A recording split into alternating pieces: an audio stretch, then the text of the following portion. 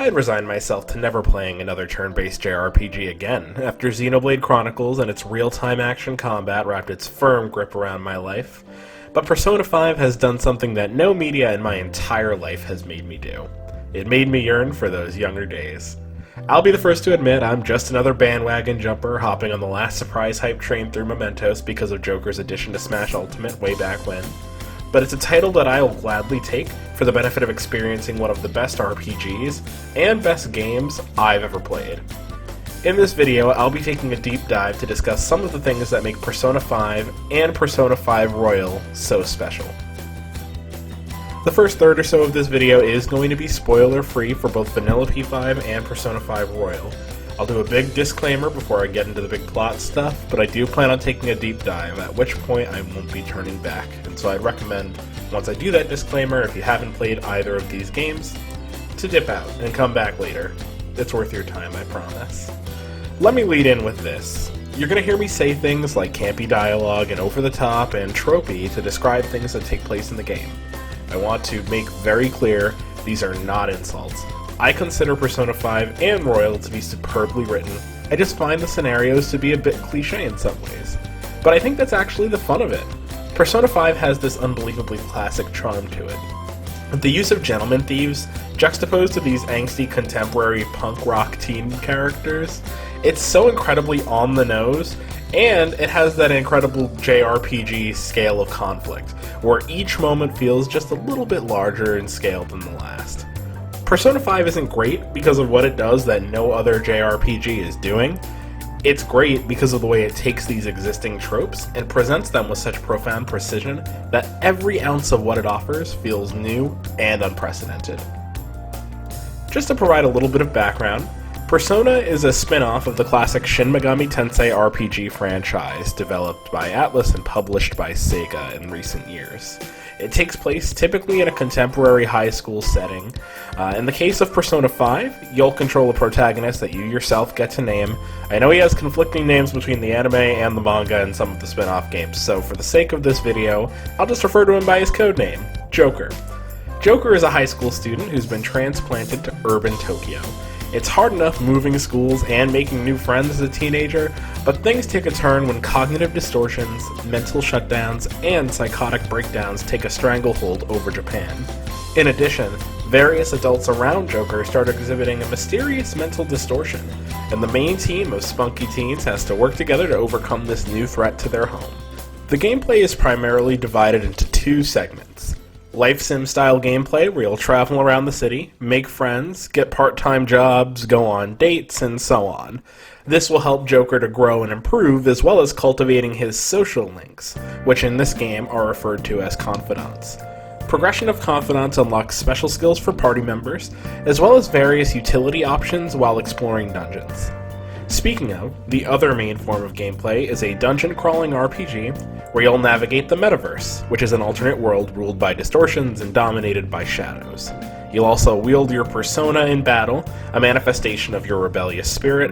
That is, in this game, the definition of personas tends to change between installments, but one thing remains true throughout, and that's that you'll always be using them to take down shadows. Persona 5 was my first experience in this series, which I know is a shared truth among a lot of new fans.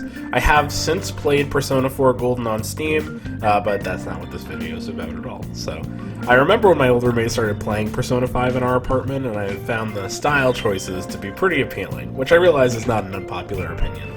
Despite the visual appeal standing out to me immediately, I just wasn't ready to commit to a lofty JRPG, the idea I found to be a bit overwhelming.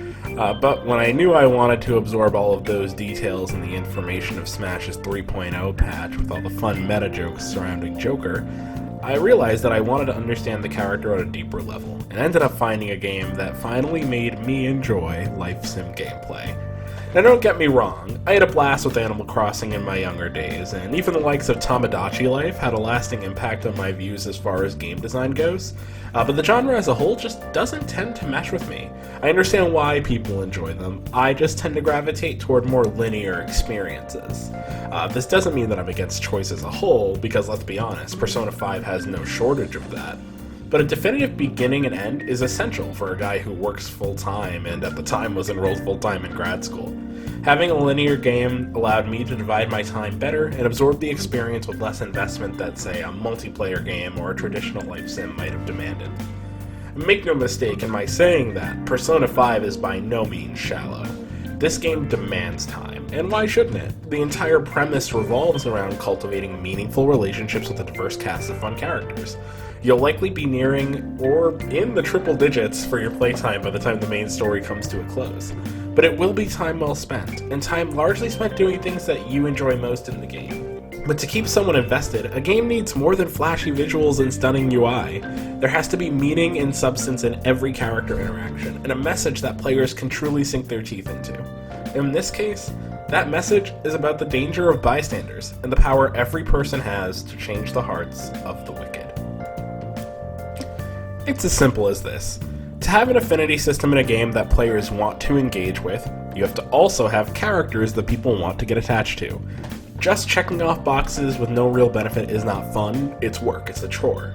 Persona 5 manages to hit it out of the park with every single character, give or take except for Haru, who they still manage to make really likable even if there's not much to her. The various confidants that you meet either through the story or in the wild all have an incredible journey that they bring you through. And for progressing these confidants, you gain access to all sorts of incredibly fun perks that help in exploration, combat, and connecting with other confidants. And it doesn't just feel like you're trying to get something out of it either. These characters have pretty realistic problems, even if they are presented in a somewhat fantastical way. But when it comes time to ramp up the conflict, we kind of kick the morally gray to the curb in favor of caricatures of oppressive adults. Everything that's good about this game can be summed up in its opening.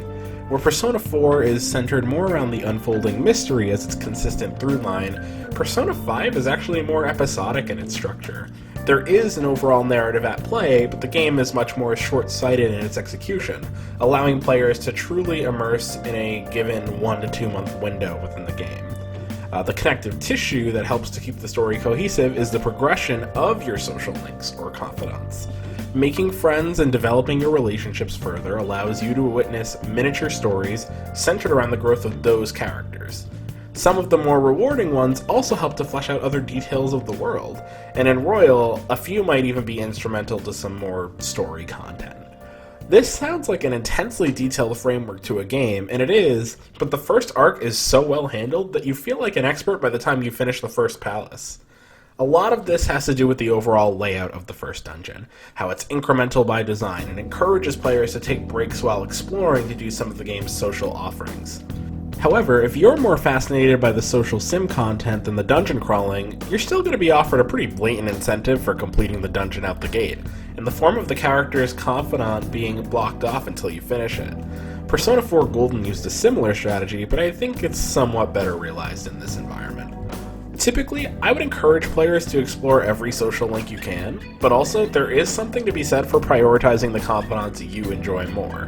It does make your experience feel a lot more immersive, at least from my perspective, and I think you're a lot more inclined to be responsive to questions in a somewhat more authentic way.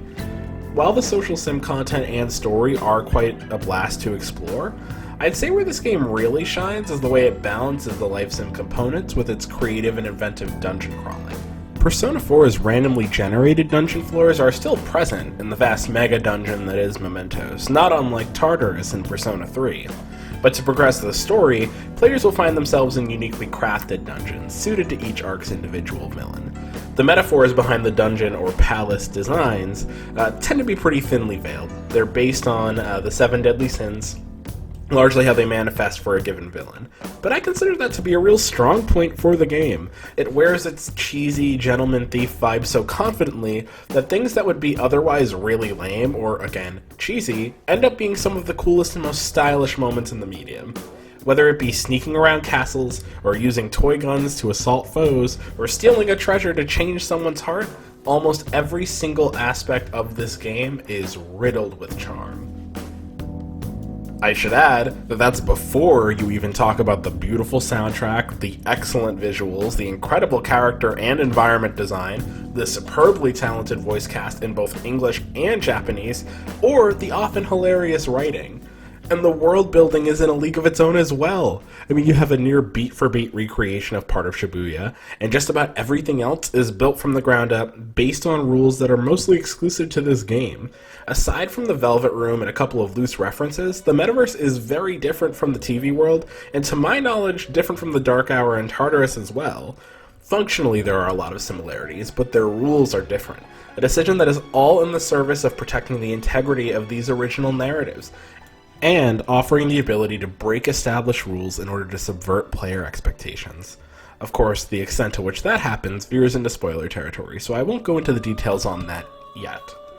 Now, I had considered a section focused entirely on the bad, but as of the time of writing this, I've finished Persona 5 Royal and Persona 4 Golden, and that has shifted my perspective quite a bit. A lot of the stylistic choices in this game correct course for some of the quality of life changes that the previous installments needed. Also, stronger hardware means the visual presentation is so much stronger, without question the best looking game in the series. As for vanilla P5, there are a lot of issues with the overall pacing of the story and the attention they give to certain details, but a lot of that is resolved by Royal, including quality of life changes that influence the overall pacing of dungeon crawling and combat. Some of these quality of life changes include streamlining of the journey through Mementos, that mega dungeon that I mentioned at the beginning of the video, as well as a rework of certain combat quirks, making Baton Pass, for example, available to all party members out the gate, rather than being locked behind the progression of Confidants. And there's no shortage of extra content in Royal as well. There's a new mode called the Thieves Den, where you can walk around and view a celebration of your journey through the game thus far. And this mode stores all the information between saves as well, so it is cumulative even if you're playing through New Game Plus. You can access in-game achievements, cutscenes, pictures, concept art, and a card-themed minigame where you can kick back and relax with your party members. Royal also has new story content, and some reworked and new confidants, all of whom I would consider to be the best in the game, especially in terms of their writing. Not to mention the fact that the game reworks confidant progression as well, incorporating these miniature dialogue sequences after each hangout over the phone to earn additional points of affinity. It's a small detail, but it's pretty charming, and of course, none of this is handled without that same approach to visual style that we've come to love from this game. I'd say Persona 5 Royal in particular is one of the very few games that I have played that I think I have next to no complaints about. The story is fun and engaging, and deliciously episodic in a way that appeals to my inner Code Lyoko fanboy. The gameplay is seamless and impressive to watch all the way through, and the cast is super fun, despite being a little bit tropey at times. Yes, some story beats might be a little silly here and there, and there are some very, we'll say, Atlas moments in the game, like Haru's fiancé, and the ability to date your teacher, which, like, in context, is pretty creepy. But the overall package here is still something special. And you don't need me to tell you that, because the entire world has already. The game's got critical acclaim and a rabid fanbase obsessing over its style of presentation at every turn. Kind of hard to blame them when the game is so damn good. I know, reviewing this game like 9 months after Royal came out might be a moot point, but it's been stewing in my head since then. And one whole year of global pandemic garbage later, I have to draw attention to this game, which reignited my passion for writing in a way that no game has since I first played Xenoblade Chronicles 5 years ago. I think what's experimental about a series like Persona that makes it feel so revolutionary is the game loop itself, right? Persona 5's story, told in a more linear structured environment like Astral Chain or Earthbound, probably falls kind of flat. But the social sim structure that ties everything together demands that you become attached to the world and its characters. You're not just solving a mystery or changing hearts, you're living a life. You're in charge of the off time between missions, and that's just as important as duking it out with shadows. I personally feel this marriage is the strongest it's ever been, since a lot of the social link content directly impacts so much of the combat and dungeon crawling. Up until this point, we'd had Arcana Burst, which is an excellent way to incentivize getting to know characters of your preferred Arcana. It allows you to fuse some strong personas, matching that social link's class, and the wildcard swapping mechanic does make up the crux of the combat. Persona 5 takes that existing system a step further, introducing advanced battle tactics, items, and tools to increase the convenience of building social links, and even helping you access new locations for things like hidden books and gift items. Still, as I said, none of this works if the characters aren't either relatable or at least fun to be around. I'll use some spoiler-free examples to attest to this, starting off. I think opening with a character like Ryuji as one of your first confidants is mint, because he is such a cliche in the way that he presents the game's core themes of rebellion and angst, but the deeper you dive into the character, the more you get a feel for what drives him, what his motivation is, and how he's willing to grow. As a party member, he's one of the lucky few who get to grow in the story alongside his social links. Of course, the confidant itself provides context to everyone's motivation, but the main party won't really complete their arcs just by progressing the confidant. The story has plenty of that planned for almost everyone. Sorry, Haru. The combination working in tandem is so effective too, because the game's calendar structure allows it to change the world around you in a gradual sense. You see minor shifts to your routines, not unlike the way you might in real life, and it's incredibly immersive in that sense. Plus, the sense of routine you develop helps to set up big moments in the game where your expectations are subverted. I won't spoil any right here, but my goodness, there are plenty of them. But enough about that. Let's talk about the bombastic combat. The combat in the Persona games is fairly traditional, turn-based in structure with an elemental affinity system not unlike Pokemon. This framework is very malleable, and allows the game to incorporate its own stylistic flair while still remaining familiar to new players. With elements like the baton pass, for instance, which is essentially passing a follow-up attack to a better-suited party member, or all-out attacks, a bombastic gang-up move that is as flashy as it is effective. This combat would probably feel a bit on the simpler side, and maybe even a little bit stale, if not for how smooth the pacing is, and how unique the visual approach tends to be. Everyone talks about this game's style, and it's hard to argue with. Rarely do battles feel like a chore, because you always jump into them in this wild, jumpy animation, and the best battle track of all time. In my Paper Mario the Origami King video, I said Paper Mario's battle theme crawled so Last Surprise could walk, but really, Last Surprise is in a full sprint. In fact, my one major critique of Royal is that Last Surprise is so much better than Takeover. It's not even close. And that's crazy, because Takeover is still a genuinely good jam, but whoo boy. Last Surprise is just so untouchable in my opinion. The lyrics are super savage, the instrumental is so immediately recognizable, and from a rhythmic angle, it's seamless as can be. You feel like you're doing stunts while navigating the menus, and that's so crucial to making this simplistic turn-based combat feel new and fresh compared to even other games in this same series. And that's just another example of how this game takes existing gameplay styles and makes them downright magnificent. I'd say 15 minutes isn't bad for getting the first spoiler warning out there, but the review at this point is about to get really specific, and I'm going to dive into some of the game's story elements and greater overall themes. So if you haven't played it yet, please heed my warning. Play the game, then come back and share thoughts. But I don't want to kill the surprise for you, so please don't watch beyond this point if you fear spoilers. Okay, let's get to it. I know a lot of people found the story of Persona 5 to be underwhelming compared to some of its predecessors, but I would argue that those people, in some capacity, might be missing the bigger picture of what Persona 5 is actually trying to be. A lot of the twists in the game aren't really in the way the story plays out, but rather the way gameplay is influenced by the story. The game sets you up with this very clear routine: go into a palace, fight shadows, find the treasure, fight the boss, rinse and repeat. The story structure for each episode or palace arc is relatively similar, with some flavor filled in afterwards. So when certain palaces turn those ideas on their head, such as Futaba in not actually being a villain and taking place over summer vacation, or Okumura's palace, and the whole, plot thing that happened there. Or even the way that palace started out, with you not finding it in the traditional way. And then, of course, there's the big ending to Sai's palace, which catches up to the sort of flashback structure that we've been in for the whole game. These are twists because the game took a good amount of time getting you comfortable with its early dungeon design. The way the social sim kind of blends perfectly into the background is a big part of this as well. The palace and its corresponding conflict are the framework for whatever else is going on in the game at the time, so it makes for a good narrative structure because timelines of certain events, particularly those revolving around confidants, are going to vary depending on players' choices. Who you grow to like will influence how you do social links, typically, and that in turn will change the structure of your playthrough.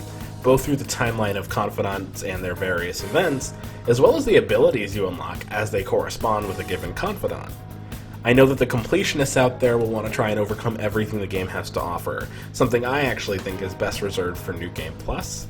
By completing each confidant, fusing every persona, and so on, I think it's a valid way to approach this massive behemoth of the game.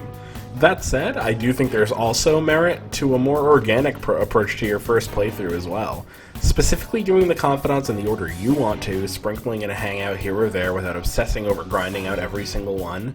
You might miss out on some of the gameplay perks, but I think it does help progression to feel a lot more organic. I've tried both ways personally, and I have a fondness for every which way you could possibly play this game. And again, if you don't like the way a playthrough is turning out, you could always do over with New Game Plus once you finish up. For reference here, I'm on page 6 of this script, and I realize I'm getting a little bit on the long-winded side, so I'm going to take this opportunity to just start gushing about some more of the things that I like. Again, really big spoilers coming up here. I like how the Velvet Room is a little bit off-kilter from the very beginning of the game, making clear from the start that this is going to be a very different experience from previous ones you've had in the series. This is made evident by the lack of a Velvet Room key at the start of the game, something that has been a staple for previous titles in the series. And, if you're new, this game's big twist about Igor is going to hit you like a ton of bricks. But if you're a serious veteran, I imagine there are some details throughout the game, including Igor's change in voice and demeanor. They're going to make you raise an eyebrow. It's a nice touch. I'm also very fond of the way tertiary characters are worked into this game's core structure so that they never really feel out of place or supplementary. Except for the ones in the Red Light District, they do fall a little bit flat for me. A lot of people feel like the dungeon design in this game falls off after Kamoshida's castle, but I disagree completely. I think Madarame's palace has a very well-designed quality about it. And the theme, that Madarame is not what he appears to be, is carried throughout every puzzle. The fact that a lot of the puzzles are based on illusionary imagery, and Yusuke, your new party member, has an arc revolving around denial and overcoming it, is a really cool way of holding on to that through line. Futaba and Sai's palaces embody the way in which our own frustrations can manifest, even when we might not be ill-meaning people. Finally, my favorite palace, and the last one in the base game, Shido's cruise ship, is perhaps the greatest retrospective I've seen in a game since the Mega Man boss rushes back in the day. RPGs, as a genre, ask a lot of you, especially one like this that spans, triple-digit hours. I believe, in turn, a final sequence should reward you for paying attention throughout the game. It's one of the best ways to celebrate everything that you've been through. While this game doesn't have quite as many active mechanics while you're dungeon crawling as like a Zelda game, for instance, it makes up for that in wearing its personality as strongly as it does. That's especially true in Shido's palace. Every character gets a moment to shine, showing that you couldn't have made it this far without the help of each and every member of the Phantom Thieves. Yes, I know Maruki's palace is awesome, but Shido's still reigns supreme for me, and I think it's a fitting bookend to the episodic portion of Persona 5's main stories. I haven't talked about this game's overall soundtrack yet, and it is really strong in Persona 5, but it is absolutely nuts in Royal. I think Royal's extra story content is the best written stuff in the game, and I'll definitely get into further detail on that further down the line, but the music is something else entirely. Throw Away Your Mask is perhaps the only piece of music that I've ever heard in a video game that has left me downright unsettled. And I mean to say that it rattled my resolve, as I think it was intended to. A final boss song that basically amounts to my enemy begging me to stop fighting them. I don't know how that couldn't trigger an emotional response for someone. And while we're on the subject, I know a lot of the villains in this game are very one-note. But I think treating that as a fault is really missing the story of Persona 5 for what it is. It's a tale of kids. They're teenagers, but they are kids. Despite their antics, they're mostly innocent people, and they view the world through a fairly idealistic lens. To that end, characters like Madarame, Okumura, and even Shido are the perfect adversaries for them. They're one note because if there were really any depth to be found in their characters, I don't think our band of naive teens would have really picked up on it anyway. They have a freak of the week structure, and that mostly serves to make our main cast look cool. I will say, the way in which everything in the end kind of ties back to Shido certainly feels contrived, especially for us to find all of it out in the last minute, but I don't think it really ruins any aspect of the game's story. Where I think Royal steps in and saves one of the weaker plot points is, of course, its handling of Goro Akechi, who, for a lot of people, went from being a hated character to a favorite purely for how well his story is told. And it's hard to argue with that line of thought. I love Persona 5 Royal's take on Akechi. The way you can watch his envy and disdain for Joker grow naturally over the course of the game makes the confrontation in Shido's palace feel far more earned. Plus, he doesn't just feel like a DBZ villain snapping at the first sign of trouble. Rather, he feels like those darker parts of his personality are bubbling over throughout the game, and we're witnessing the natural apex of his character arc and his inability to hide it any longer. This only works because of how effectively they reworked his confidant. Speaking of confidants, I want to celebrate some of my favorite characterization in this game, and characters that I think help make Persona 5 the experience that it is. First of these is Ryuji. Ryuji has a depth to his simplicity, especially in the way that it influences the actions of the main cast. He's not an intellectual and he's far from being a planner, yet still, his ambitions very largely influence the entire impetus of the Phantom Thieves. His ambitions are fairly shallow. He wants to change the world but doesn't have the clear picture of what the world should be, let alone what it is. This is never as clear as it is when the team realizes they've been scammed by the bad guys, in reference to Okumura and Medjed. Of course, Ryuji is going to want to be the hero for all the wrong reasons. How could a guy with his level of intellect get it right on the first try? But I think his ambition is so authentic and non-malicious that in my opinion he carries a lot of this game on his back. His friendship with Joker is one of the most genuine relationships in the entire game. His motivations are clear to us, but not to him. And that's a big part of what makes a seemingly simple character so deep in execution. On a more serious note, enough is enough with the Morgana hate, everyone. I love that cat so deeply. Like, what a strong character dynamic they created with him. He talks so Joker doesn't have to in a lot of situations, and I appreciate having a character like that who's always around to interpret certain events for me. Of course, I'm capable of discerning the events of a story, but having a surrogate character kind of helps to stop the whole silent protagonist thing from feeling tired. Yes, he can be a little hand-holdy at times, more a game design issue than a character issue, but Cassandra Lee Morris bleeds such genuine life into the character, and supports his characterization even in rare instances where the script itself doesn't. Plus, since I can't go one day without mentioning Xenoblade, she did also voice Lyn in Xenoblade Chronicles X, who was my favorite character in that game, so I have a soft spot. Morgana is also a great avatar for the metaverse as a whole. He serves as a bridge between the worlds with his knowledge, rather than being a literal portal-making mystery like our very cute friend from Persona 4. I love Teddy as much as the next guy, but Morgana is definitely the superior character. I'm not going to weigh in on the best girl debate, because I think, like most of the confidants, including the ones you can romance, all have their own merits. An, for instance, is a very earnest character, and one that reminds me of some of the kinder, more outgoing people in my own life. Makoto is very inspiring, and her maturity is well suited to keeping the group grounded. Kasumi is a great vehicle for a solid grief story, and her well-rounded personality and sense of values independent from the Phantom Thieves really set her apart in Royal's late game. I find Kawakami to be a conflicting character, as someone who played this game as an adult. She's obviously the character I'm going to have the most natural response to, because she's the closest to my actual age. But Joker, who I'm playing at, is not. As I mentioned earlier, it's just one of those icky Atlas games that we have to overlook because their games are amazing. I also think for being a silent protagonist, Joker has some fascinating characterization too. He's rebellious in the same way that Ryuji is, but he's toned down because he's generally a more muted personality than his friends. But he's also consistently funny, and I think for an introverted high schooler, having a more subtle sense of humor works really well for him.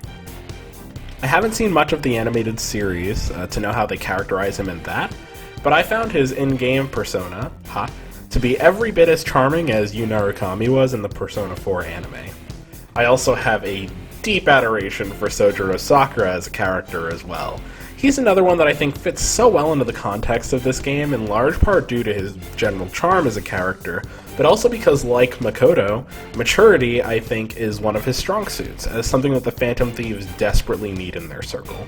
I think their tendency to get overzealous contributes in large part to the big twist at the end of Okumura's palace. I also think having an adult like Sojiro in their lives paints a pretty strong picture for the kids of the ideal that they're aiming for. Yes, there are Shidos and Madarames and Kamoshidas all over the world, but there are also Sojiro Sakuras, and that's a good reason for the Phantom Thieves to exist. Finally, I feel obligated to touch on my favorite character. And 2 pages deep into this character-themed rant, you should really buckle in for this one, because it's gonna be meaty. Takuto Maruki is not only my favorite character in Persona, he is quite possibly one of my favorite characters in fiction. And it's not just because he is a sympathetic character, or because his boss fight is the biggest and coolest spectacle in the series. Get at me. It's because every facet of Maruki's character is worked so seamlessly into the story that my threshold for suspension of disbelief is completely altered every time this character shows up on screen. Let's start with his goal. Stop people suffering. If you relate his perception of hurt and pain to some of the real-life statistics on counselors and the emotional toll of their work, it becomes pretty easy to understand why he seeks to remove pain from the lives of others. And let's be honest here. It is objectively wrong for Maruki to take away the agency of other people. He did not give anyone a choice about whether or not they wanted to enter his world. That said, I think that's probably the only thing he's actually wrong about. We believe adversity makes us stronger as people, but it's the memory of adversity that makes experiences positive for us. It's all relativity. It's the same principle that makes exercise work. Weight and resistance are relative to your level of strength, and your results will correspond with how you challenge that threshold. If your mind is conditioned to believe your circumstances are great, it almost doesn't matter whether they are or not, because your perception, especially in the context of a game like this, where cognition forms a separate reality, your perception is reality. It's hard to argue with that. But I think beyond that, like getting back to Maruki as a character, he has the strongest persona we've ever seen. At least in the context of this game, he is the strongest persona wielder. Stronger than Akechi, stronger than Joker, stronger than literally everyone we've seen. And why is that? Well, in the context of this game, personas are a manifestation of rebellion. And Maruki is the first adult character we find who has one. His strength eclipses even some of the most distorted shadows we've seen, people like Shida's shadow as well as Okumura. This is because he's an adult. His sense of rebellion, his perception of how the world should be, is naturally far more developed than that of the Phantom Thieves, especially given that he's a doctor who has studied the science of the cognitive world as well. It's exceptional to watch this man show us what a fully realized version of Joker could potentially be. And it's even more admirable that his conviction is for something purely selfless. I understand why we had to fight him, as the player. I understand that his ending, while very entertaining to watch, does undermine the game's struggle, its journey, and so for a full circle narrative, anything less than claiming our own futures simply isn't satisfying. But oh man, what a marvelous conflict. Some of the best I've ever seen. I know that I've talked a lot about the depth in this game, and I have to say, it never feels quite as present as it does in the final moments of the story. In being a teenager, something that contrary to popular belief I can actually remember, every moment you live feels like the most important moment of your life. The relationships, every event that you encounter, they all feel greater in scale than anything you could ever imagine experiencing. But for the Phantom Thieves, it's different, because what they've been through could actually be the most important thing they ever experience. It's hard to argue with that sentiment at the very least. So to see them experience such a realistic ending, far more heartbreaking than any single character death could ever be, I think it's beautiful from a storytelling perspective to tackle something that meaningful. I know a lot of people say that the lyrics of Our Light, the song in the end credits, are from Joker to Akechi, talking about how he mourns for his fallen friend. And I do believe that to be a beautiful interpretation. But I would also suggest that perhaps what Joker is mourning is the type of death that we all experience at one point in our lives. And that would be the death of the person that we used to be, of the life that we lived, the friendships that we held. Not to say that they won't all still be friends, because the beauty of fiction is that if a relationship is conveyed in a meaningful and authentic way, we, as the viewers, readers, players, will be able to believe in it. I believe the Phantom Thieves will always share a meaningful connection beyond the confines of this narrative. But to watch people you love drift on in their lives, start chasing their dreams, even if they lead them away from you, it's as bittersweet as can be. For a game that started out so shallow in its storytelling, again, in a way that I honestly loved, to see it achieve such depth and self-awareness elevated it to a level that I couldn't possibly imagine. I started writing this as a simple review of a game that I had fun with. But as I said goodbye to Royal, parting ways with characters who I at this point had spent something to the tune of 300 hours becoming attached to, I felt something that I had never experienced with a game before. It was a sadness, an emptiness that you get when you say goodbye to a friend and you don't know when the next time is that you'll meet. I know, this is bordering on melodrama, but it is a testament to how meaningful storytelling can be, and that our medium, video games, which I am so unbelievably passionate about, are still one of the best possible ways to tell these stories. I know that this video turned out to be a bear, but to celebrate Persona 5 any less would be disrespect to a game that means so much to me. Thank you all for coming along on this wild ride.